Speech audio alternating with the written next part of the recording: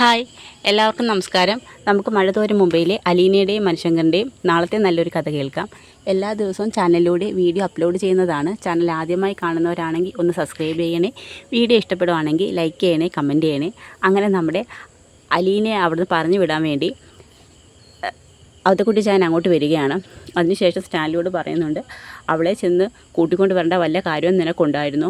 നിനക്ക് ഭാര്യയും മക്കളും ഒക്കെ ഉള്ളതല്ലേ? അതുപോലെ തന്നെ ഇങ്ങനൊരു പെൺകുട്ടി ഇവിടെ നിർത്തിക്കഴിഞ്ഞാൽ നാട്ടുകാർ എന്തെല്ലാം അപവാദം പറയുമെന്നൊക്കെ നീ ചിന്തിച്ചിട്ടുണ്ടോ? പള്ളിക്കാരോടൊക്കെ നമ്മൾ എന്ത് സമാധാനം പറയും? അങ്ങനെ സ്റ്റാൻലിയുടെ ഓരോ ചോദ്യങ്ങളൊക്കെ ചോദിക്കുന്നുണ്ട്. ആ സമയത്ത് സ്റ്റാൻലി പറയും, അപ്പച്ച അവൾ എൻ്റെ സ്വന്തം മകളാണെന്ന് എനിക്ക് ഉറപ്പുള്ളത് കൊണ്ടാണ് ഞാൻ അവളെ ഇവിടെ നിർത്തി സംരക്ഷിക്കുന്നത്. 23 വർഷം അവൾ അനാഥ മന്ദിരത്തിൽ കഴിഞ്ഞത്. അവളോട് ഞാനൊരു നീതി കാണിക്കേണ്ടേ അപ്പച്ച?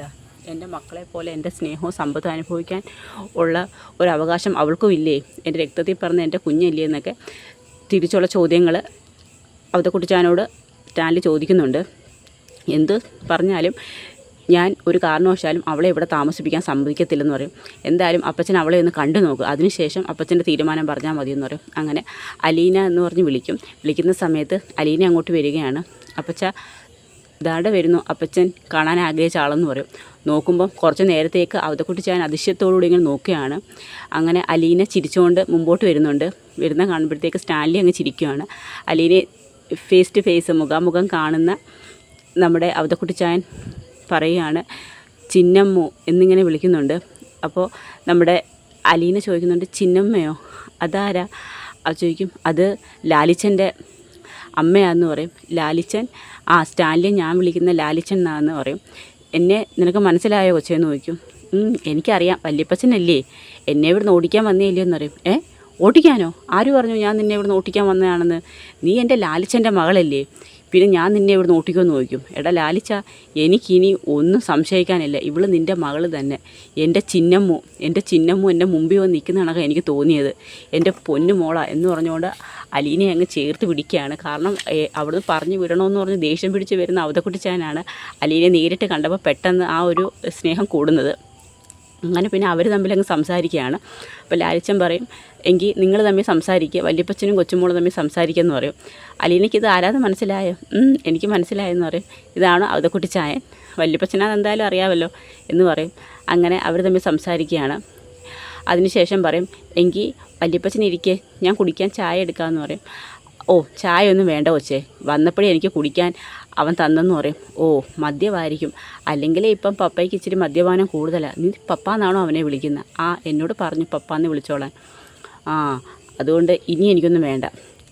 എന്തായാലും നീ ആദ്യമായിട്ട് പറഞ്ഞില്ലേ, ഒരു കാര്യം ചെയ്യ്, നിൻ്റെ കൈ കൊണ്ട് തന്നെ എനിക്കൊരു ചായ ഉണ്ടാക്കി തരാൻ പറയും.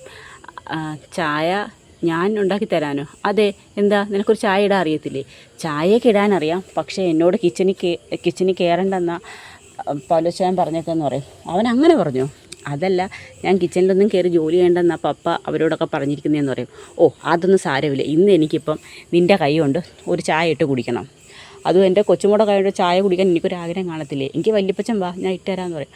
പക്ഷേ പൗലോസേട്ടൻ എന്തെങ്കിലും പറയുമോ? നീ വാ കൊച്ചേ, ഞാനില്ലേ നിൻ്റെ കൂടെ എന്ന് പറയും. അങ്ങനെ അടുക്കളയിൽ കയറി ചായ ഇടാൻ പോകുന്ന സമയത്ത് പൗലോസ് അവിടെ നിൽക്കുന്നുണ്ട്. അല്ല കുഞ്ഞെന്താ ഇങ്ങോട്ട് വന്നേ? ഞാൻ പറഞ്ഞിട്ട് എന്താ ഇത് കുടിച്ചാൽ എനിക്കൊരു ചായ വേണം, അത് പറഞ്ഞാൽ പോരെ, ഞാൻ ഇട്ടുകൊണ്ട് തരത്തില്ലായിരുന്നു ചോദിക്കും. നീ ഇടണ്ട, ഇന്ന് എൻ്റെ അലീന മോൾ ഇട്ടോ എന്ന് പറയും. അലീന മോളോ? അതെ, ഈ നിൽക്കുന്ന എൻ്റെ ചിന്നമ്മ ഇട്ടോളൂ എന്ന് പറയും. ചിന്നമ്മോ? അതെ, ഇനി തൊട്ട് ഇവളെൻ്റെ ചിന്നമ്മാന്ന് പറയും. അതുകൊണ്ട് നീ അങ്ങോട്ട് മാറി നിന്നേ, ചിന്നമ്മ ഒരു ചായ ഇടാൻ പറയും. അങ്ങനെ അലീനെ ചിന്നമ്മു തന്നെയാണ് അവതക്കുട്ടിച്ചായൻ പിന്നെ വിളിക്കുന്നത്. അങ്ങനെ ചായ ഇട്ട് കൊടുക്കും. ചായ ഇട്ട് കൊടുക്കുമ്പോഴത്തേക്ക് കുടിക്കും. എങ്ങനെയുണ്ടെന്ന് നോക്ക് വല്യപ്പച്ചാന്ന് പറയും. നല്ല സൂപ്പർ ചായ. നിൻ്റെ രൂപം മാത്രമല്ല ചിന്നമ്മൂൻ്റെത്, കൈപ്പുണ്യോ അത് തന്നെ, ചിന്നമ്മ കൂടുന്ന ചായ പോലെ തന്നെ, അല്ലെങ്കിൽ അതുക്ക് മേലെ എന്ന് പറയാം, നല്ല ടേസ്റ്റ് ഉണ്ടെന്ന് പറയും. അങ്ങനെ അലീനയെ അവിടെ നോട്ടിക്കാൻ വേണ്ടിയാണ് ബൈജുവും എല്ലാവരും കൂടി ചേർന്ന് അവതക്കുട്ടിച്ചായനെ അങ്ങോട്ട് വിളിച്ചു വരുത്തിയത്. പക്ഷേ നേരെ ഓപ്പോസിറ്റായിട്ട് അലീനയായിട്ട് കൂടുതൽ അങ്ങ് അവതക്കുട്ടിച്ചായൻ അടുക്കുകയാണ് ചെയ്യുന്നത്. പിന്നെ അവരുടെ ഒരു പ്ലാനും അങ്ങോട്ട് ഏക്കത്തില്ല. പിന്നെ അലീനയ്ക്ക് സപ്പോർട്ടായിട്ട് എപ്പോഴും അവതക്കുട്ടിച്ചായൻ കൂടെ തന്നെ ഉണ്ട് താനും.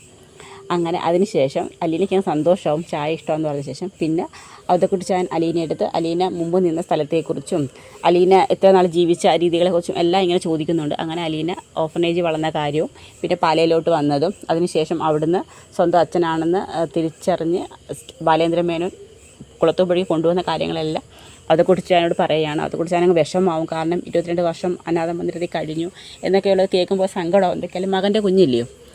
അതിനുശേഷം രാത്രിയിൽ എല്ലാവരും അവതക്കുട്ടിച്ചാനും സ്റ്റാൻലിയും കൂടി ഇരുന്നിങ്ങനെ മദ്യപിക്കുകയാണ്. ആ സമയത്ത് സ്റ്റാൻലി പറയും, അപ്പച്ചന് അവളെ ഒത്തിരി ഇഷ്ടമാണെന്ന് തോന്നുന്നു. പിന്നെ ഇഷ്ടമായോന്നോ, എന്ത് നല്ല സ്വഭാവവും പെരുമാറ്റവുമാ എന്ന് പറയും. അവൾ നല്ല മിടിക്കുക അല്ലേ അപ്പച്ച? ആ, മിടുക്കി മാത്രമല്ല, നല്ല സുന്ദരി കുട്ടിയാന്ന് പറയും.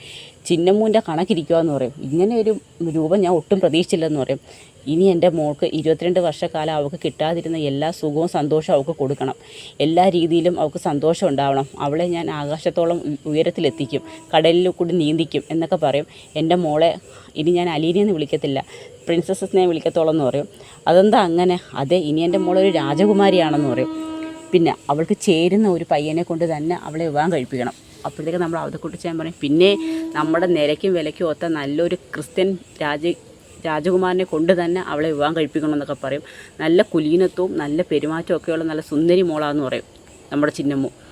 അങ്ങനെ ഇനി എനിക്ക് എൻ്റെ മോളെയും കൊണ്ട് നാളെ എസ്റ്റേറ്റിലൊന്ന് പോകണമെന്ന് പറയും. ആഹാ, അത് നിങ്ങൾ തീരുമാനിച്ചോ? ആ, ഞാൻ അവളോട് പറഞ്ഞായിരുന്നു, ഇവിടെ വന്നതിന് ശേഷം 2-3 ദിവസമായില്ലോ അപ്പച്ച, അവൾ വേറെ എങ്ങോട്ടും പോയിട്ടൊന്നുമില്ല. അപ്പോൾ അവളെ എസ്റ്റേറ്റൊക്കെ ഒന്ന് കൊണ്ട് കാണിക്കാം. ആ, അതെന്തായാലും നന്നായി. അപ്പോൾ നാളെ ഞങ്ങളൊന്ന് ചുറ്റിക്കറങ്ങിയിട്ട് വരാമെന്ന് പറയും. നിങ്ങൾ മാത്രമോ? അപ്പോൾ പിന്നെ ഞാനിവിടെ ഇരിക്കണ്ടേ? ഞാനും വരുന്നു. അപ്പച്ചനും വരുന്നോ? അതെന്താ, എനിക്ക് ചുറ്റിക്കറങ്ങാൻ ഉള്ള പ്രായമൊന്നും അല്ലയോ എന്ന് ചോദിക്കും. അല്ല, അപ്പച്ചന് വരാൻ ബുദ്ധിമുട്ടൊന്നുമില്ല, കുഴപ്പമില്ല, ഞങ്ങളുടെ കൂടെ വന്നോളാൻ പറയും. അങ്ങനെ അലീനയും സ്റ്റാൻലിയും അവതക്കുട്ടിച്ചായനും കൂടി എസ്റ്റേറ്റ് കാണാനായിട്ട് പോവുകയാണ്. അപ്പോൾ ഇതുവരെ അലീനയ്ക്ക് കിട്ടാതിരുന്ന സ്നേഹവും സംരക്ഷണവും വാത്സല്യവും എല്ലാം വാരിക്കോരി നൽകുകയാണ് സ്റ്റാൻലി. ബാലേന്ദ്രമേനോൻ എത്രത്തോളം സ്നേഹം കൊടുത്തോ അതിൻ്റെ ഇരട്ടി കൊടുക്കാൻ ശ്രമിക്കുകയാണ്.